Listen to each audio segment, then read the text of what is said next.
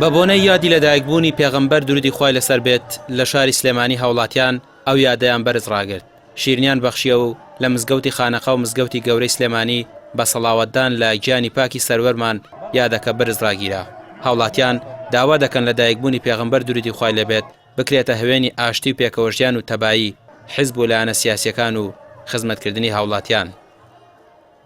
ئێمە کە ئەڵین پێغەمبەر ڕەحمەتە بۆ هەموو عالەمیان قورئان نافەرمێ فقط بۆ مسلمانان ئەفەرمێ للعالەمین جا مەسیحی ئەگرێتەوە یەهودی ئەگرێتەوانێ بۆ یەکە ئێمەی مسلمانان فێرکراوین لەسەر ئەوەی کەوا خۆشەویستمان صلی الله عليه وسلم فێری کردوین کە ئەبێ ڕەحمەت بین بۆ هەموو گەلەکان و بۆ هەموو قەومەکان و بۆ هەموو ئەدیان والله بەس سەڵاوەت لێ و زیکری خوا کە بەڕاستی بەدڵەوە ئیتر هات و هاوار بە ئەمە ناخواردن بەس بە سەڵاوەت لەسەر وزارەتە مبارەکە لێ بەخۆشی رەتابەنای خۆی گەورە و میرەبان پیرۆزبایی خۆم ئاراستەی هەموو خوشک و برایانی مسلمان ئەەکەم بۆ ئەم یادە پیرۆزە بۆ ئەم مانگی مەولودە پیرۆزە هیوادارم هەمویان بێن و ئێرە ئەم یادە پیرۆزە بەسەر بەرزی ڕابگرن و پەیامین بۆ خوشک و برایانی مسلمانان ئەوەیە ئەی خوشک و برایانی مسلمانان وەرن با پشتی یەکگرین خۆمان جانفیدا بکەین بۆ سەید المرسەلین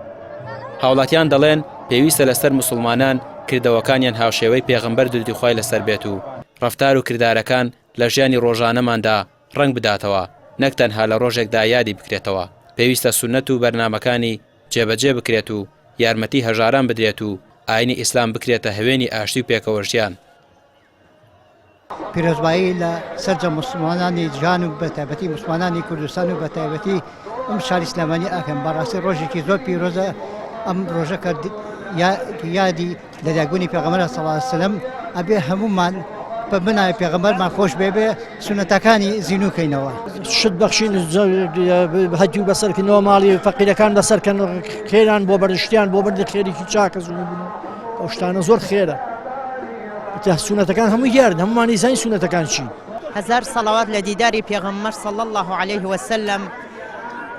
یا ربی خوایە بۆ خاتری ئەم ڕۆژە پیرۆزە خوای گەورە ڕەحم لە ئومەت محەممەد کە و ڕەحم لە ئێمەشکە ئیشەڵڵا خوا چاکی بکەوە ئەم دنیاە بەرەو باشی بچێ دڵخوا ڕەحم لە ئومەت محەممەد کە لە ئێمەش بکڕم دوانزەی ڕەبیع الئەوەل یادی لەدایکبوونی سەروەری مرۆڤایەتیە بە لەدایکبوونی ئەم زاتە مەزنا شکۆ گەڕایەوە بۆ مرۆڤایەتی و لە نەفامی ڕزگاری بوو بە لەدایکبوونی ئاشتی و پێکەوەژیان و خۆشەویستی و برایەتی هاتەکایەوە چونکە ئەو بەرەکەت و خێر بوو بۆ تەواوی جیهانیان ڕامیا ڕوسمان کەناڵی پێام سلێمانی